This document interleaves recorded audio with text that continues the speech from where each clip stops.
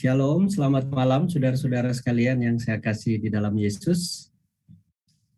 Selamat hari Sabat juga bagi saudara-saudara semua yang sudah hadir pada malam hari ini, dan saya berterima kasih kepada Yesus untuk pertemuan ini.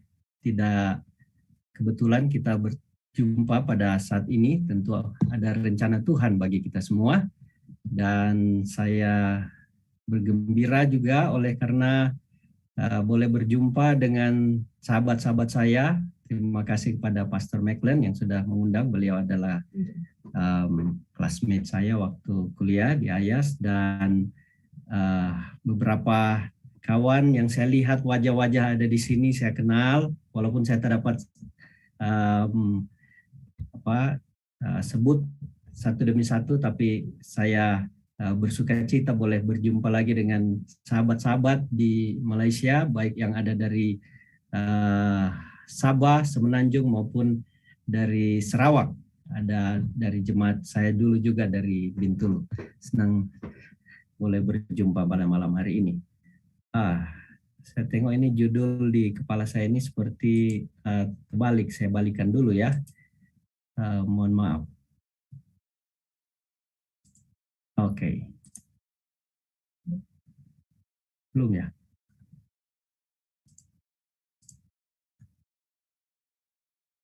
Sudah. Semoga dia nanti menyesuaikan. Baik saudara-saudara, agar tidak membuang banyak masa, saya akan segera bagikan materi saya pada malam hari ini.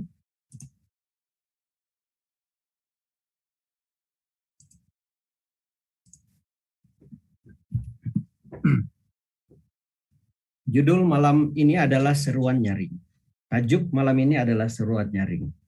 Dan kita akan berdoa terlebih dahulu untuk mengundang kuasa Roh Kudus melalui firman ini. Mari kita berdoa. Bapa di sorga, pada malam ini sekali lagi kami tertunduk di hadapan hadirat-Mu, mengucap syukur karena Tuhan sudah menyertai kami boleh tiba pada hari Sabat ini untuk mendengarkan kembali pekabaran nubuatan, peristiwa-peristiwa akhir zaman, dan saat ini kami akan mendengarkan pekabaran tentang seruan nyaring. Kiranya Roh Kudus akan menuntun pekabaran firman Tuhan ini, hamba-Mu yang akan menyampaikan firman, berikan kuasa Roh Kudus, agar dengan kuasa Tuhan saja hamba boleh menyampaikan, bukan karena kuat kuasa kepintaran manusia. Dan biarlah nama Tuhan akan dimuliakan, pekabaran ini boleh memberkati jemaat, dan kami boleh mengasihi Tuhan, lebih mengenal kebenaran firman-Mu dan berdiri selalu pada kebenaran. Tuhan, terima kasih. Berbicaralah kepada kami sudah siap mendengarnya. Terpujilah nama-Mu Bapa, di dalam nama Yesus kami berdoa. Amin.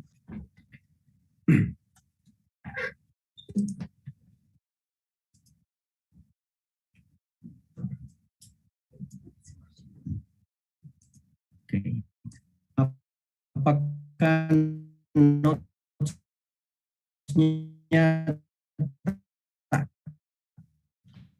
nampak dari layar saudara-saudara? Langsung screen-nya ya. Oke.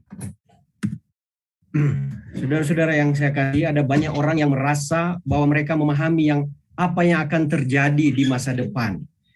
Dan saat ini kita akan melihat lebih luas lagi peristiwa-peristiwa apa yang akan segera terjadi di dunia.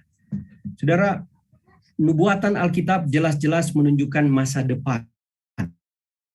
Masa terjadi sebagaimana yang dia prediksi. Dan nubuatan tidaklah tebakan, ya, terkaan, tetapi dia tahu, ya. Karena nubuatan telah diinspirasi oleh pikiran ilahi yang rindu agar kita mengetahui apa yang akan terjadi di masa depan di dunia ini, sehingga kita boleh menyiapkan diri kita. Nah, yang menjadi tragedi adalah banyak orang, jutaan orang Kristen di dunia, mereka berpikir apa yang akan terjadi di masa depan, tetapi tidak punya pengetahuan, tidak punya ide tentang apa yang Alkitab katakan atau ajarkan.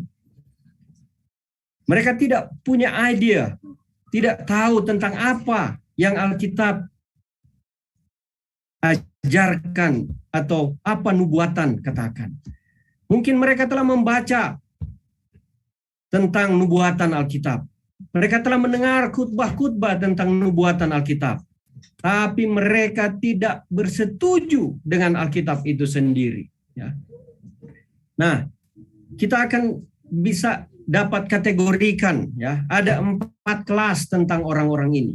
Yang pertama, ya, adalah orang-orang yang berpikir mereka tahu apa yang akan terjadi, tapi mereka sungguh-sungguh tidak tahu. Mereka tidak punya clue.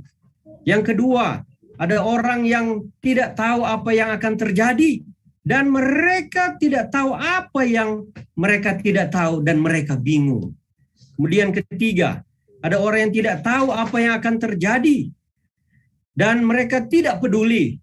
Mereka hanya mau hidup untuk saat ini saja. Dan yang keempat adalah orang-orang yang tahu apa yang akan terjadi, sebagaimana saudara dan saya, yang rindu mempelajari firman Tuhan, mempelajari nubuatan, mencari Allah dengan sungguh-sungguh dalam doa, mencarinya melalui firman Allah, peduli dengan apa yang akan terjadi, dan menyediakan diri untuk apa yang akan terjadi di masa depan yang akan mengejutkan. Saudara, kalau begitu tidak ada alasan untuk tidak tahu apa yang akan terjadi di masa depan. Di dalam firman Tuhan 1 Tesalonika 5 ayat 4-8 berkata, "Tetapi kamu saudara-saudara, kamu tidak hidup di dalam kegelapan, sehingga hari itu tiba-tiba mendatangi kamu seperti pencuri. Karena kamu semua adalah anak-anak terang dan anak-anak siang." Saudara-saudara dan saya adalah anak-anak terang dan anak-anak siang. Kita bukanlah orang-orang malam atau orang-orang kegelapan. Sebab itu baiklah jangan kita tidur seperti orang-orang lain, tetapi berjaga-jaga dan sadar. Sebab mereka yang tidur waktu malam, dan mereka yang mabuk waktu malam. Tetapi kita yang adalah anak-anak orang-orang siang, baiklah kita sadar, berbaju zirahkan iman dan kasih, dan berketopongkan pengharapan keselamatan. Saudara, kalau begitu kita tidak perlu terkunci di dalam kegelapan, di dalam ketidaktahuan. Ada orang berkata, tak payah belajar nubuatan atau wahyu atau Daniel. Itu kacaukan pikiran atau membuat kita jadi gila. Kita tidak akan dapat mengetahuinya. Ternyata firman Tuhan katakan kita dapat mengetahuinya karena kita anak-anak terang. Hanya anak-anak terang yang akan mengetahuinya. Amin. Kita tidak di dalam kegelapan. Nah, saudara-saudara, di zaman Kristus banyak pemimpin Yahudi berpikir bahwa mereka tahu apa yang akan terjadi di masa depan. Namun sekalipun nubuatan prediksi bahwa Kristus akan datang sebagai hamba yang menderita, sebagai domba yang menderita, mereka pikir dia akan datang dalam kemuliaan dan kebesaran. Tapi mereka salah paham tentang kedatangan Kristus. Itulah sebabnya orang-orang zaman itu, mereka kehilangan momen kedatangan Mesias. Mereka kehilangan event yang begitu mulia. Sejarah dunia yang merujuk kepadanya. Orang-orang Yahudi, banyak orang tak paham atau tak tahu Yesus sudah datang pada saat itu. Inilah yang terjadi di saat itu. Yesus telah datang, bahkan mereka tidak tahu. Nah, banyak orang yang merasa bahwa mereka memahami tanda-tanda akhir zaman. Mereka merasa memahami apa yang akan terjadi di dunia ini. Kita akan pelajari secara luas lagi peristiwa apa yang akan segera terjadi di dunia ini. Mari kita lihat di dalam Matius pasal 24 ayat yang ke-14. Firman Tuhan berkata, "Dan Injil kerajaan ini akan diberitakan di seluruh dunia menjadi kesaksian bagi semua bangsa. Sesudah itu barulah tiba kesudahan." Jadi sebelum kedatangan Yesus, Injil tentang Yesus kebenaran tentang Yesus akan diberitakan kepada seluruh dunia, dan ini akan disiarkan sampai ke ujung dunia. Nah, kalau begitu, apakah setan membaca Alkitab? Apakah dia tahu Matius 24 ayat 14? Pasti dia dapat membaca Alkitab dan dia tahu peristiwa itu yang akan terjadi. Nah, jika dia melihat Injil sedang disebarluaskan ke seluruh dunia lewat multimedia, TV, internet, YouTube, WA, Facebook, Instagram, radio, printing, buku-buku, kesaksian-kesaksian umat Tuhan. Apakah menurut saudara-saudara setan akan berusaha sekuat tenaganya untuk menghentikan peristiwa hal tersebut? Sudah pasti dia akan lakukan agar penginjilan ke seluruh dunia ini akan dihentikan. Saudara, di dalam Wahyu 18 kita temukan nubuatan seperti yang terjadi itu, dan kita akan lihat di mana nubuatan firman Tuhan akan disebarkan sampai ke seluruh dunia tepat sebelum kedatangan Yesus yang kedua kali. Dan setan akan menghancurkan pekabaran tersebut, ya. Di dalam Wahyu 18 ayat 1 firman Tuhan berkata, "Kemudian daripada itu aku melihat seorang malaikat lain turun dari surga yang punya kekuasaan besar, dan bumi menjadi terang oleh kemuliaannya." Saudara, ketika Anda membaca malaikat yang datang dari surga itu, ini harus ada hubungan dengan pekabaran tentu dari ilahi yang memotivasi umat-umat Allah. Ini adalah prediksi, ya, bahwa firman Tuhan akan dikabarkan dengan kuasa di akhir zaman. Pekabaran Tuhan akan disampaikan dengan kuasa yang sangat besar, ya, bukan dengan lilin kecil, tetapi dengan kuasa yang luar biasa. Nah, Wahyu 18 ini adalah mengomentari dari buku Habakuk 2 ayat 14. Di dalam Habakuk 2 ayat 14 firman Tuhan berkata, "Sebab bumi akan penuh dengan pengetahuan tentang kemuliaan Tuhan, seperti air yang menutupi dasar laut." Jadi setiap kota, setiap kampung, setiap komunitas, setiap pribadi, dan di kota-kota besar, ya, sampai di pedalaman-pedalaman, di setiap tempat, di setiap rumah, di setiap gedung-gedung, dimanapun berada, ya, maka akan mendapatkan pengharapan sebelum kedatangan Yesus yang kedua kali. Orang-orang ini akan mendapatkan pekabaran Tuhan, dan mereka akan memahami Injil, memahami kasih karunia Allah, untuk memahami bahwa Kristus telah datang dan telah menghidupkan kesempurnaan hidup yang seharusnya kita hidupkan. Dan dia telah mati kematian yang seharusnya saudara dan saya alami. Namun dia telah bangkit dari kematian. Dia adalah imam besar kita saat ini di surga yang sedang melayani kita. Dia menuntun kita untuk hidup di dalam penurutan. Dan dia akan datang lagi. Dan pekabaran inilah menurut Habakuk 2 ayat 14. Tapi saudara-saudara, setan tahu ini akan segera terjadi. Setan tahu semua itu. Dan apa yang akan dia lakukan, saudara-saudara?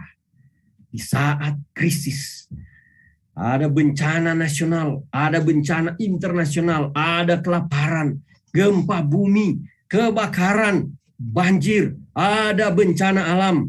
Itulah yang digambarkan di dalam Matius pasal 24. Bagaimana peristiwa-peristiwa yang akan menandakan kedatangan anak manusia itu. Dan di saat iklim berubah, dunia ini akan mengalami bencana ekonomi.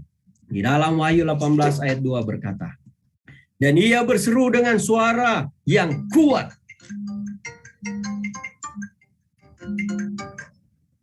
Katanya, sudah rubuh Babel, kota besar itu. Dan ia telah menjadi tempat kediaman roh-roh jahat, dan tempat bersembunyi semua roh najis, dan tempat bersembunyi segala burung najis dan yang dibenci. Apa maksud Babel, sudah rubuh? kota besar itu. Saudara, kejatuhan Babylon itu terjadi pada tahun 539 before Christ, di mana Cyrus dari Persia dia menaklukkan Babylon, ya. Penaklukan yang luar biasa, ya, masuk melewati sungai di bawah bawah kerajaan Babylon. Karena istana Babylon ini adalah istana yang sangat kuat, mempunyai dinding berlapis dua, gerbang yang sangat kokoh. Tetapi mereka masuk dari bawah tempat aliran sungai di tengah-tengah kota Babylon yang sudah dikeringkan di atas sana. Dan itulah kejatuhan Babylon pada saat itu. Nah, Babylon digambarkan dalam buku Wahyu adalah simbol kekacauan, di mana agama palsu, di mana kemurtatan terjadi. Babylon juga yang kita ketahui, ya, atau Menara Babel yang sebelum kerajaan Babylon itu muncul, di mana terjadi kekacauan. Pertama kali bahasa dikacaukan oleh Tuhan karena mereka mau menentang Tuhan, mendirikan agama yang melawan Tuhan. Jadi inilah Babylon itu, ya. Babylon disinilah tempat mereka menyembah berhala. Mereka menyembah orang mati. Mereka percaya pada keabadian jiwa. Pusat dari penyembahan matahari, ya. Kalau bahasa Inggris sebut Sunday, hari matahari. Babylon mewakili agama palsu, kemurtatan, menyimpang dari kebenaran firman Tuhan, menyimpang dari kebenaran tentang orang mati yang digambarkan di dalam Alkitab, berbeda dengan yang diajarkan. Alkitab berkata bahwa orang mati tidak mengetahui apa-apa. Pengkhotbah 9 ayat 5 berkata, karena orang-orang yang hidup tahu bahwa mereka akan mati, tapi orang mati tidak tahu apa-apa. Tak ada upah lagi bagi mereka. Bahkan kenangan kepada mereka sudah lenyap.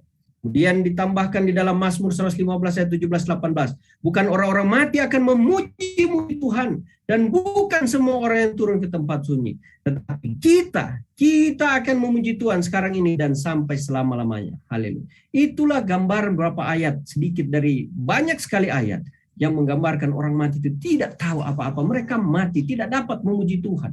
Ada orang katakan kalau sudah mati langsung terangkat ke surga di sisi Bapa. Bagaimana mereka terangkat ke surga sedangkan mereka tidak memuji Tuhan?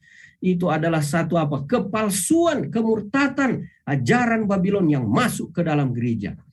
Dan inilah yang terjadi dalam karakteristik Babylon itu. Saudara, seandainya jiwa itu abadi, ya, orang tubuh mati kemudian jiwanya tetap hidup, ya, meninggalkan tubuhnya yang mati, dan jiwa itu akan berkomunikasi kembali dengan orang-orang yang hidup. Dan jika itu terjadi, saudara-saudara, maka akan menimbulkan peluang untuk penipuan. Dan bahkan sekarang orang percaya, oh, ibu, bapak, anaknya sudah di surga, sedang melihat mereka dari sana. Saudara-saudara, ini ada penipuan setan. Kenapa? Karena bayangkan kalau orang tua, ibu, ayah sudah ada di surga dan anak-anak yang ditinggalkan menderita, suaminya kawin lagi, istri. Bagaimana dia punya perasaan di surga? Kemudian anaknya menderita, cilaka mungkin atau sakit atau dibunuh, dan itu bisa terjadi. Tidak ada kebahagiaan lagi di surga dengan situasi ini. Tuhan memberikan istirahat, mati di dalam Kristus adalah untuk membuat orang-orang yang menderita, sakit, penyakit, beristirahat sementara.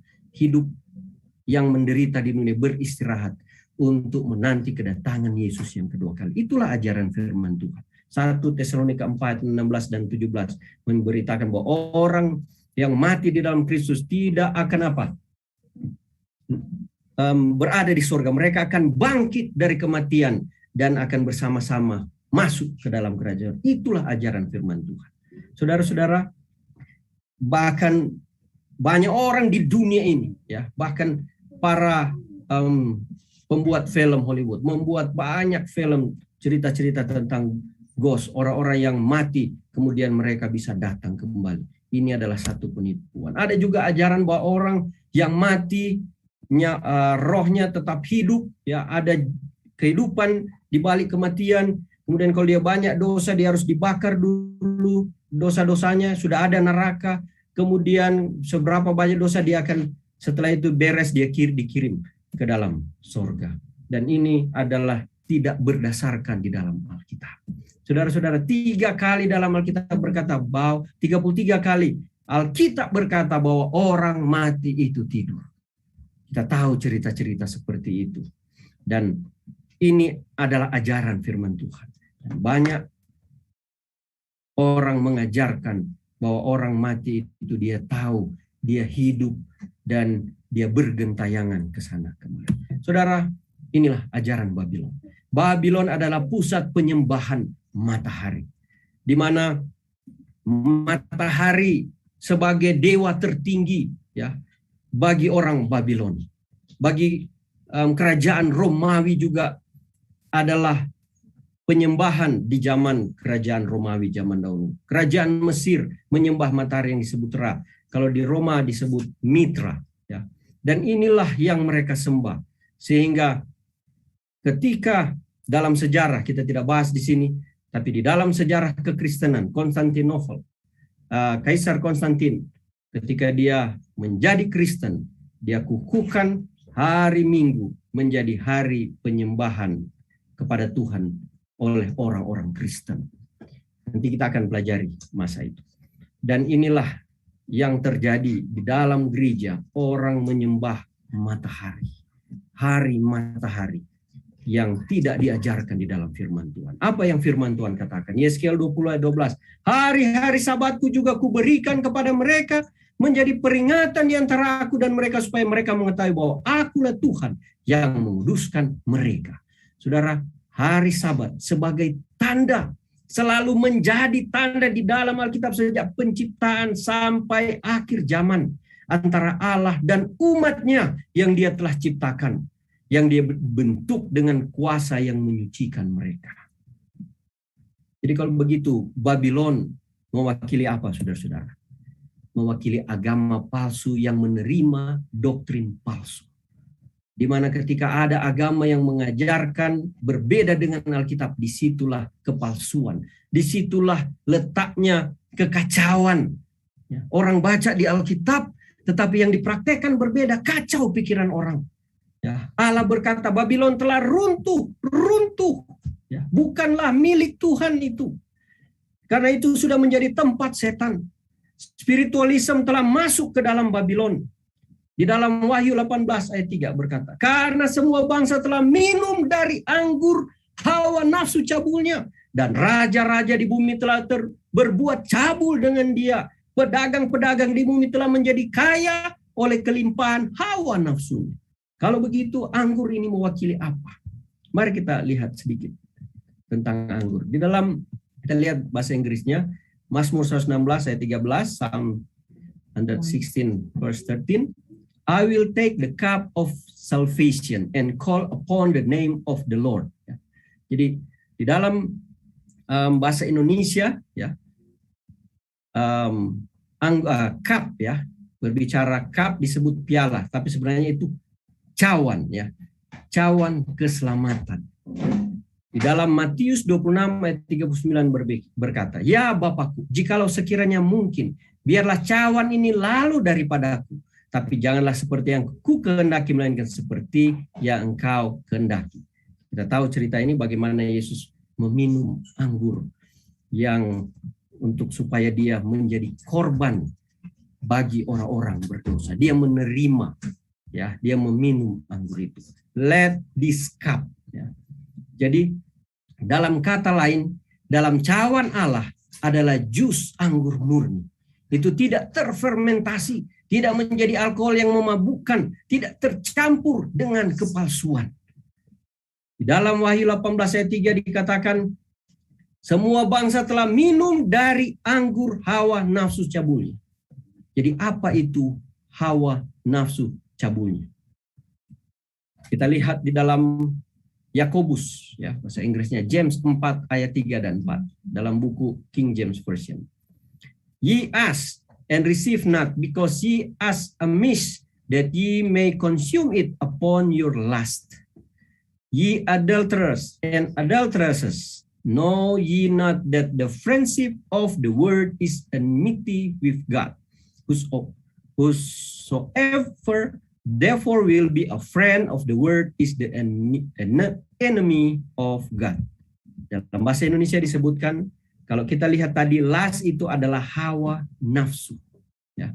Kemudian kalau di dalam bahasa Inggris disebut adulterers, di dalam bahasa Indonesia disebut orang-orang yang setia, tapi sebenarnya adalah para pelacur dan pesina. Jadi kalau saya baca semuanya, hai kamu para pelacur dan pesina, tidakkah kamu tahu bahwa persahabatan dengan dunia adalah permusuhan dengan Allah?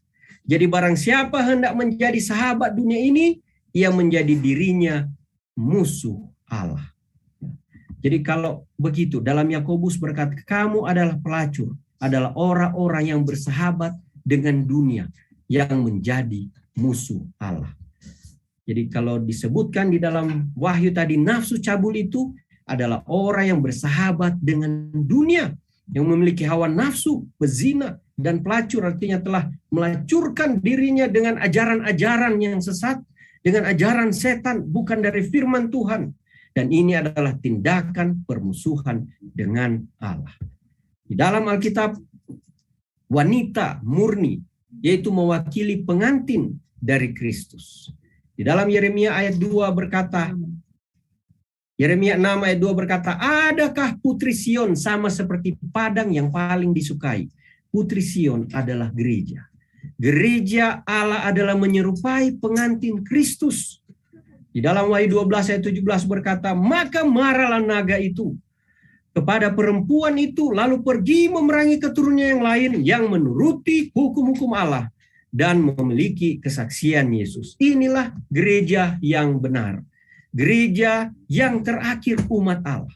Ya. Perempuan itu dibenci, naga itu, setan marah kepada dia. Apa ciri-ciri gereja umat Allah? Yang menuruti hukum Allah dan beriman kepada Yesus. Kemudian di dalam Wahyu 14 ayat 12 menekankan kembali lagi. Dikatakan yang penting di sini ialah ketekunan orang-orang kudus yang menuruti perintah Allah dan iman kepada Yesus. Inilah umat Allah itu, saudara-saudara. Inilah wanita yang kudus itu. Di dalam Wahyu 12 ayat 17 dan Wahyu 14 ayat 12 dikatakan, ciri-ciri umat adalah menuruti perintah Allah dan iman kepada Yesus. Jadi Allah akan memiliki umatnya di akhir zaman. Mereka akan dipenuhi iman kepada Yesus. Mereka total loyal kepada Kristus. Mereka total komited kepada Kristus. Dan dalam loyalitas ini, kesetiaan ini menuntun mereka kepada penurutan kepada Allah. Kepada perintah-perintah Allah. Termasuk kepada sabat di dalam Alkitab. Saudara, umat Allah dalam loyalitas ini, mereka menuruti semua perintah Allah, menuruti Tuhan. Mereka menyembah pencipta pada hari Sabat, di mana Allah telah pisahkan pada waktu itu ketika dia menciptakan dunia ini. Di dalam Wahyu 18 ayat 13 dikatakan, raja-raja di bumi telah berbuat cabul. Siapa raja-raja di bumi ini? Mereka adalah pemimpin politik. Gereja ini bekerja sama dengan dunia, dengan pemimpin-pemimpin kekuasaan dunia, raja-raja. Kemudian siapa pedagang-pedagang di dalam Wahyu 18 ayat 3? Ini adalah upacara-upacara tradisi-tradisi gereja yang bertentangan dengan Allah. Dijadikan ladang bisnis dan menjadi kaya raya untuk itu. Saudara, di saat krisis, Injil disebarkan ke seluruh dunia dan bumi dipenuhi dengan kemuliaan Allah. Ada bencana nasional, internasional, ada kelaparan terjadi, gempa bumi, kebakaran, banjir, perubahan iklim terjadi, dan bencana ekonomi. Setan akan menggerakkan satu persatuan oleh karena bencana yang terjadi ini. Ada 3 persatuan sesat yang setan akan buat supaya menjadi solusi di dalam menghadapi bencana ini. Yaitu agama palsu yang menyimpang dari firman Tuhan. Kemudian kedua, kekuatan politik. Dan ketiga, persatuan kekuatan ekonomi. Namun, ketika mereka bersatu, mereka akan melihat umat-umat Allah yang tetap setia berdiri kepada Tuhan. Yang tetap setia, takut akan Tuhan. mengasihi Yesus, menuruti hukum-hukum Allah, bukan menuruti hukum-hukum ajaran-ajaran manusia, tradisi-tradisi manusia, atau ajaran kekacauan Babylon itu. Mereka melihat dunia di dalam kekacauan. Ada kelaparan, gempa bumi, kebakaran, banjir, dan bencana alam. Kemudian di dalam Wahyu 18 ayat 7 sampai 8, firman Tuhan berkata, berikanlah kepada siksaan dan perkabungan sebanyak kemuliaan dan kemewahan yang telah ia nikmati. Sebab ia berkata di dalam hatinya, aku bertahta seperti ratu, aku bukan janda dan aku tidak akan pernah berkabung. Sebab itu segala malapetakannya akan datang dalam satu hari, yaitu sampar dan perkabungan dan kelaparan, dan ia akan dibakar dengan api, karena Tuhan Allah yang menghakimi dia adalah kuat. Saudara-saudara, segala sesuatu akan digoncangkan. Dan bagaimana kita akan lihat ekonomi ini akan kolaps. Di dalam Wahyu 18 ayat 15 dan 19 berkata, mereka yang memperdagangkan barang-barang itu yang telah menjadi kaya oleh dia akan berdiri jauh-jauh karena takut akan siksanya dan sambil menangis dan meratap. Dan mereka mengamburkan debu ke atas kepala mereka dan berseru sambil menangis dan meratap, katanya, cilaka, cilaka, kota besar yang olehnya semua orang yang mempunyai kapal di laut telah menjadi kaya oleh barang yang mahal, sebab dalam 1 jam saja ia sudah binasa. Mereka bergantung kepada kota besar itu, namun sekarang binasa. Saudara, akan terjadi di mana mereka akan menghamburkan debu ke atas kepala, berseru, dan mereka akan katakan ini waktu cilaka bagi mereka, karena mereka akan segera binasa. Di mana di dalam 1 jam saja, apa yang Alkitab katakan, bahwa saat persatuan gereja dan negara ada kekuatan ekonomi, di dalam persatuan sesat ini yang seharusnya menimbulkan kedamaian di dunia, bahwa yang sesungguhnya ada kelaparan, gempa bumi, kebakaran, banjir, ada bencana alam.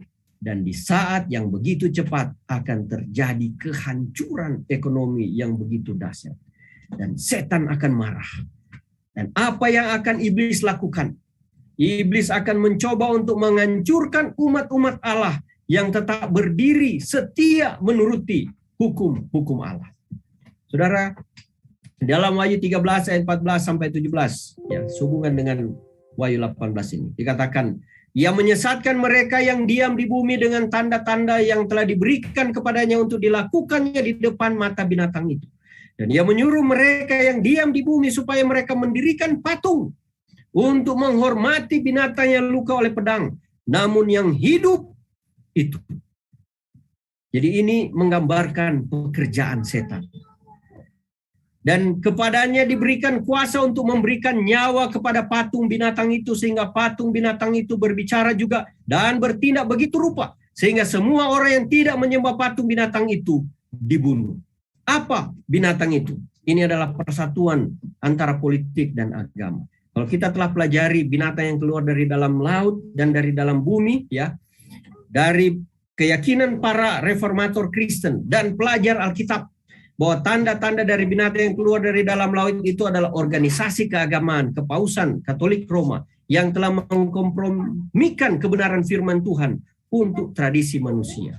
Kemudian binatang yang keluar dalam bumi adalah Amerika Serikat, ya, di mana Amerika Serikat adalah negara yang berpisah, ya. Orang-orang di Amerika ini adalah orang-orang yang keluar dari Eropa, tinggal di Amerika untuk memiliki kebebasan beragama dan kebebasan bernegara, ya. Tetapi negara dan agama ini akan bersatu suatu saat nanti, ya.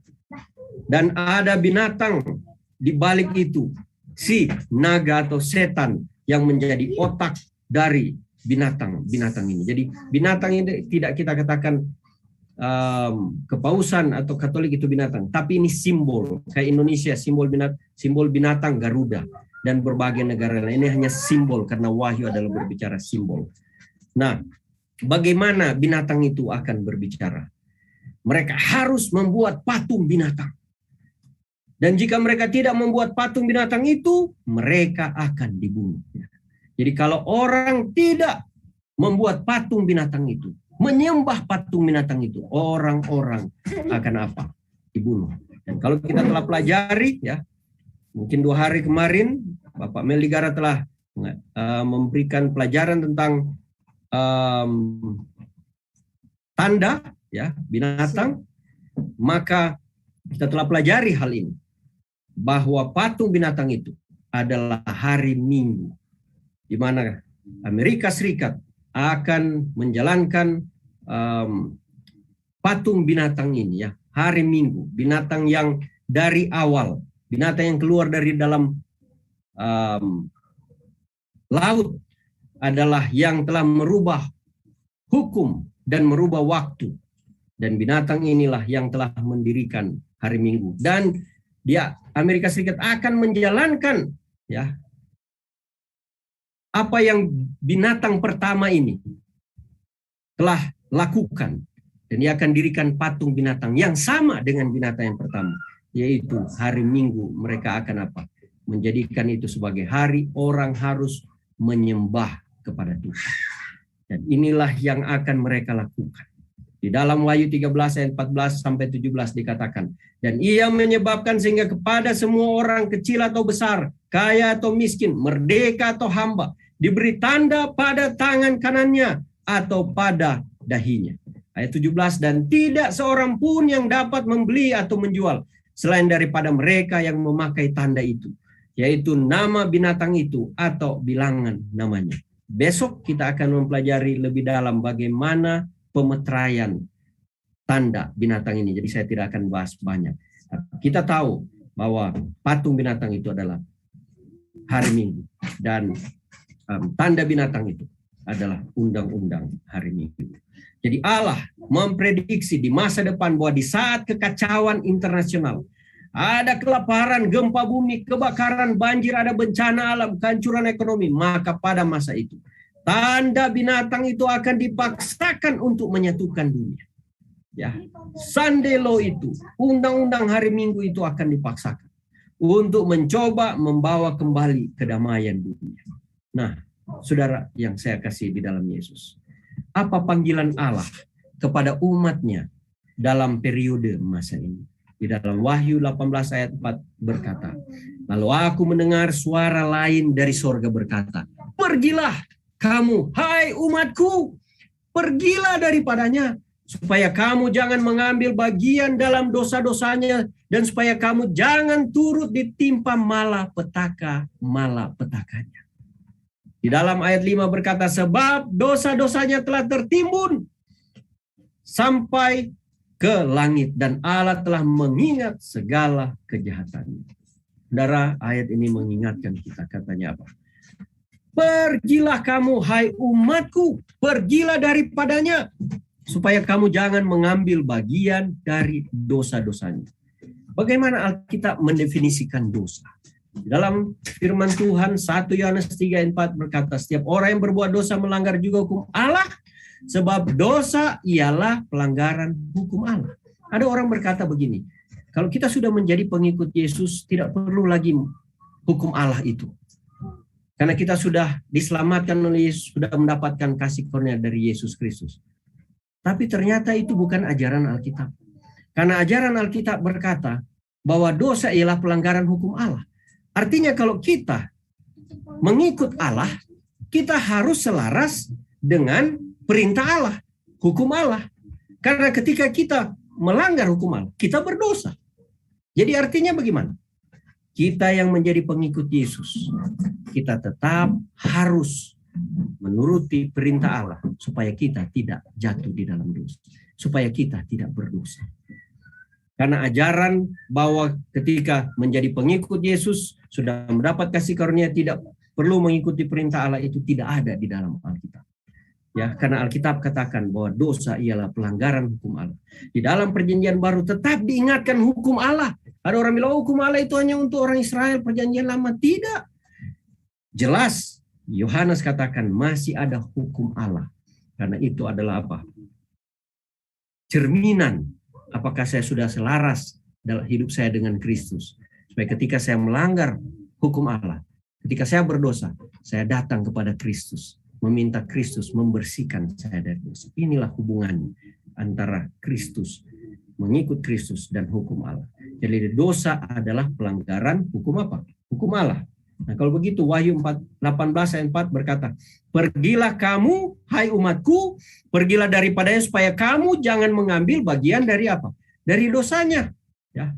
Artinya Babylon ini, ya, mereka melanggar hukum Allah, melanggar kehendak Allah, tidak selaras ajarannya dengan ajaran firman Tuhan, sehingga mereka disebut Babylon, kacau, murtad.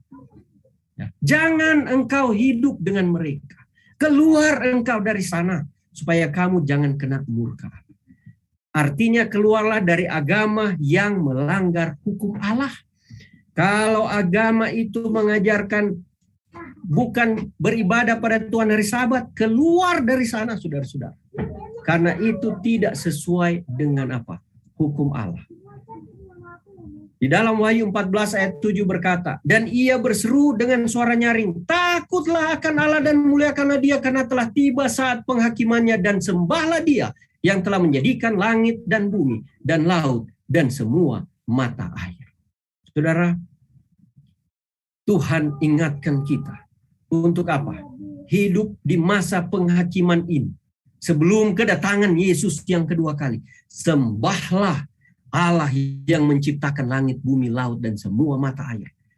Dalam kata lain apa? Sembahlah pencipta. Ini adalah ekspresi dari hukum keempat untuk mengingat hari Sabat. Dan dia berkata selama 6 hari Tuhan telah menciptakan langit dan bumi dan laut. Jadi menyembah pencipta adalah hubungan untuk menyucikan hari Sabat, hari yang ketujuh, hari Sabtu.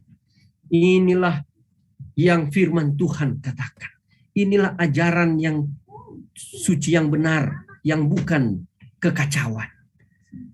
Di dalam Wahyu 14 ayat 9 berkata, dan seorang malaikat lain, malaikat ketiga menyusul mereka dan berkata dengan suara nyaring, jikalau seorang menyembah binatang dan patungnya itu dan menerima tanda pada dahinya atau pada tangannya. Saudara, sebaliknya orang harusnya menyembah kepada pencipta. Mereka menyembah kepada apa? Binatang. Sebaliknya orang harus menyembah kepada pencipta yang tandanya adalah memelihara hari Sabat. Mereka menyembah binatang dan patungnya. Dan ini adalah satu perbedaan yang sangat kontras antara orang yang menyembah Tuhan dan yang menyembah binatang. Di dalam Wahyu pasal 14 ayat 12 berkata, yang penting di sini ialah ketekunan orang-orang kudus yang menuruti perintah Allah dan iman kepada Yesus. Luar biasa. Inilah umat Allah yang menuruti hukum Allah, perintah Allah, dan iman kepada Yesus. Bukan tradisi gereja, bukan ajaran manusia, bukan ajaran kekacauan, tetapi umat Tuhan adalah orang yang menuruti firman Tuhan, iman kepada Yesus. Ada orang-orang dalam Babylon yang dalam agama yang kacau, yang menjadi bagian dari persekutuan sesat, dari persekutuan politik, agama, dan ekonomi ini. Saudara, seruan malaikat, seruan nyaring dari malaikat Tuhan kepada saudara yang berada di dalam apa? Babylon tadi itu. Pergilah daripadanya, umatku, supaya kamu jangan mengambil bagian dalam dosanya. Allah memanggil saudara pada malam hari ini. Keluar dari sana, ya. Seruan nyaring buat saudara pada malam hari ini. Umat-umatnya di dalam gereja-gereja yang melanggar hukum Allah, pergi daripadanya, saudara-saudara.